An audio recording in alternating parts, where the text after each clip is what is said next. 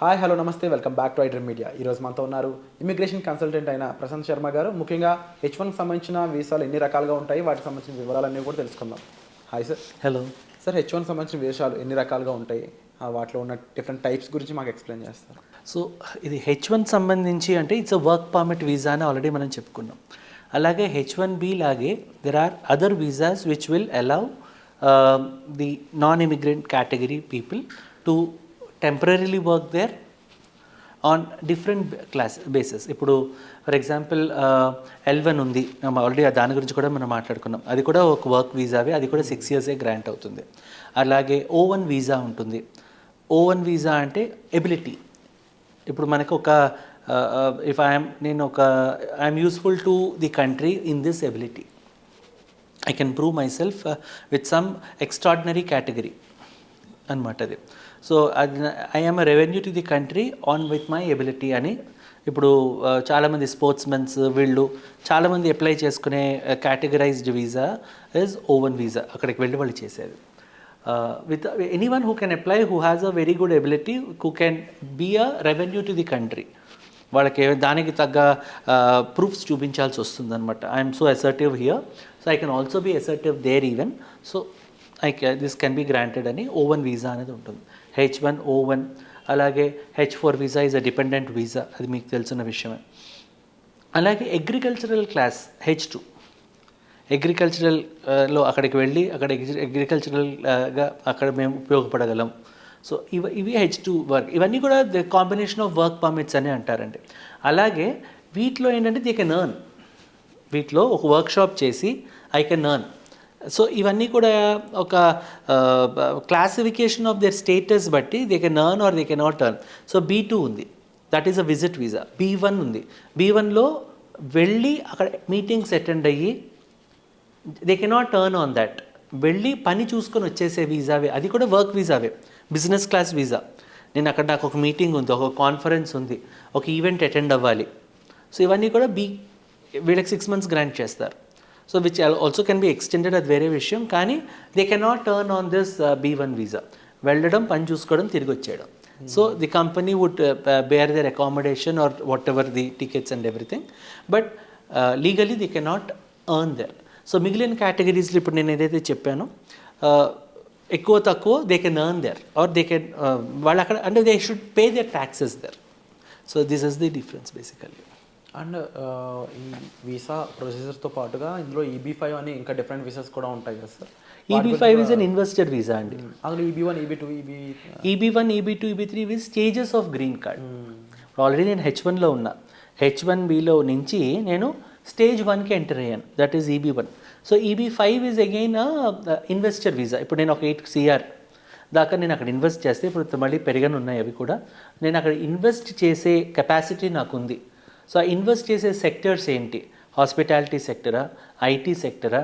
So ఇవి నేను అక్కడ ఒక పొటెన్షియల్ లాయర్ని పట్టుకొని, so I have this opportunity here or your country is lacking this in this place, so I'm ready to invest here and be a assertive revenue to you అని చెప్పుకుని apply చేసేది EB5. అంటే ఇప్పుడు 8 కోట్లు నేను అక్కడ ఇస్తున్నాను, దానికి ఒక్కసారిగా 8 crore ఎక్కడి నుంచి తీసుకొస్తున్నాం, దానికి తగ్గ ప్రాపర్ డాక్యుమెంటేషన్. ఇప్పుడు నాకు ఒక ల్యాండ్ ఉంది, ఆ ల్యాండ్ నేను 5 crore 8 crore అమ్మేశాను.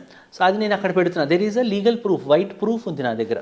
సో అలాగ కంప్లీట్గా ఒక ఆథరైజ్డ్ ట్యాక్సేషన్ తోటి మనకి దగ్గర లీగల్ డాక్యుమెంటేషన్ ఉండి అక్కడ ఇన్వెస్ట్ చేసి, అక్కడ కూడా నేను అసర్టివ్గా ఉంటాను. నేను ఇక్కడ ఎంత చట్టబద్ధంగా ట్యాక్సెస్ కట్టి నేను ఇక్కడికి వచ్చానో ఇక్కడ నేను అలాగే ఉంటాను.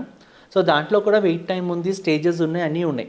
సో అప్పుడు వాళ్ళని ఇన్వెస్ట్ చేసిన వెంటనే హోల్ ఫ్యామిలీకి వాళ్ళు గ్రీన్ కార్డ్ అనేది గ్రాంట్ చేయడం జరుగుతుంది.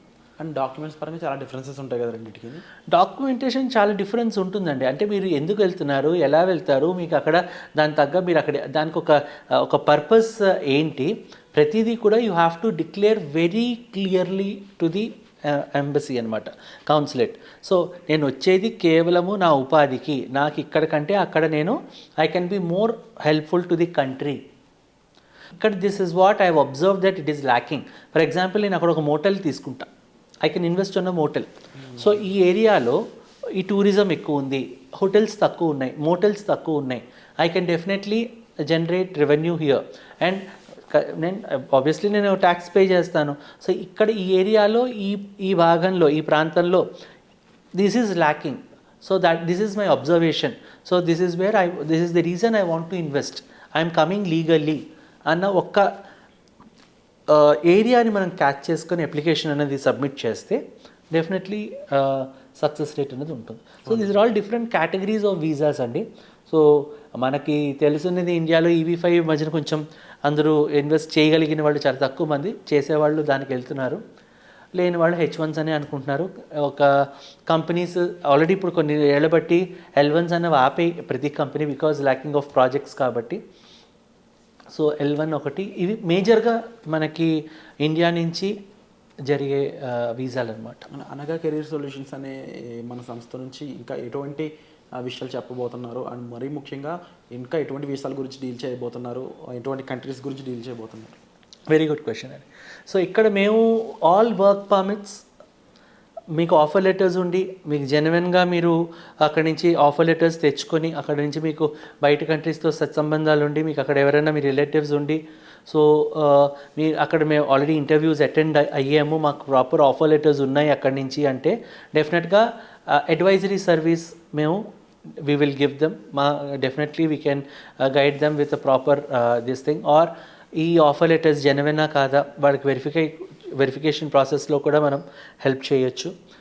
అంతేకాకుండా PR visas, permanent resident visas, ఇప్పుడు కెనడా PR వీసాస్ ఉన్నాయి, అండ్ దానికి కావాల్సిన IELTS కోచింగే కావచ్చు, జనరల్ ట్రైనింగ్ మాడ్యూల్ మనకి ఇన్హౌస్ ట్రైనర్స్ ఉంటారండి.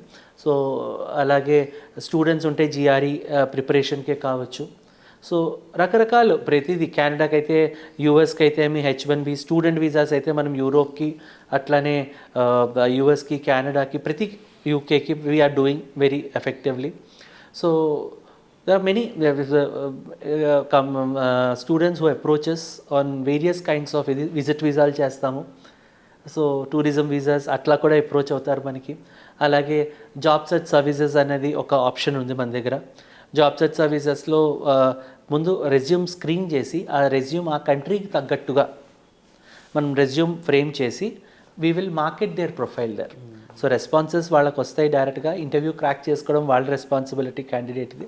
సో ఇలా రకరకాలుగా ఒక క్యాండిడేట్ వచ్చిన తర్వాత వాళ్ళ యొక్క రిక్వైర్మెంట్ ఏంటి, ఫస్ట్ వాళ్ళు దేనికి వచ్చారు, వాళ్ళ రిక్వైర్మెంట్ ఏంటి, ఆ పొటెన్షియాలిటీ ఉందా లేదా అవన్నీ చెక్ చేస్తాం. అవన్నీ ఫస్ట్ స్క్రీనింగ్, ఆ ప్రోబింగ్ లేకపోతే మనం ముందుకు తీసుకెళ్ళలేం.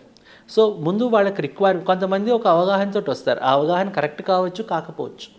సో ఏదైంది మాకున్న నాలెడ్జ్ లెవెల్లో వి డెమాన్స్ట్రేట్ చేస్తాం. ఏది ఓరల్గా చెప్పేసి ఇదిగో ఇది నా పరిజ్ఞానం అని చూపించే కంటే we demonstrate it over the website. ఇప్పుడు కంట్రీ వెబ్సైట్లో వీ డెమాన్స్ట్రేటెడ్. సో ఇది దీని ఫీ స్ట్రక్చర్స్ ఇవి, దీని ప్రాసెస్ ఇది అని మేము చూపిస్తాం. కొంతమంది ప్రాసెస్ చూపించారు కదా మనం సొంతంగా కూడా చేసుకోవచ్చు అని నేర్చుకొని వెళ్ళి వాళ్ళంతటి వాళ్ళు చేసుకొని ఎక్కడో దగ్గర అడ్డంకి అయినప్పుడు మా దగ్గరకు వచ్చిన వాళ్ళు ఉన్నారు, లేదు సాఫీగా చేసుకున్న వాళ్ళు ఉన్నారు, లేదు ఇంత ట్రాన్స్పరెంట్గా చూపిస్తున్నారు కదా వాళ్ళ సలహా మీరే వాళ్ళ ద్వారానే చేయించుకుందామని వెళ్దాం అనుకునే వాళ్ళు ఉన్నారు. దిస్ ఇస్ సొసైటీ కాబట్టి అన్ని రకాల వాళ్ళు we overcome. So definitely we're happy to share our knowledge base with everyone, and at the end of the day their success is our success. Very clearly explain sir. And తప్పకుండా last statement అనేది 100% true. And తప్పకుండా మీరు ఒక right consultants కోసం చూస్తున్నారా, ఎలా యూఎస్లో ప్రాపర్గా ఎటువంటి ఇష్యూ లేకుండా మనం అక్కడ వర్క్ చేసుకోవాలి, అక్కడ సెటిల్ అవ్వాలి, అక్కడ ఈవెన్ కుదిరితే వీసాకు సంబంధించిన ఇన్ఫర్మేషన్తో దగ్గర నుంచి కంప్లీట్ సిటిజన్షిప్ సంబంధించిన ఇన్ఫర్మేషన్తో సహా పూర్తి వివరాలు మీకు కావాలనుకున్నారా, అయితే వెంటనే డిస్ప్లే అవుతున్న నెంబర్స్ కాల్ చేసి మీరు ప్రశాంత్ శర్మ గారి యొక్క నాలెడ్జ్ని మీరు షేర్ చేసుకోవచ్చు. సో దానికోసం పర్సనల్ అపాయింట్మెంట్స్ అనేవి ఆల్రెడీ ఓపెన్లో ఉన్నాయి, చాలామంది స్లాట్స్ బుక్ చేసుకుంటున్నారు. సో మీరు కూడా స్లాట్స్ బుక్ చేసుకోవాలనుకున్నట్లయితే వెంటనే డిస్ప్లే అవుతున్న నెంబర్స్ కాల్ చేసి క్లోజ్ చేసుకోండి. Thank you so much sir. You welcome.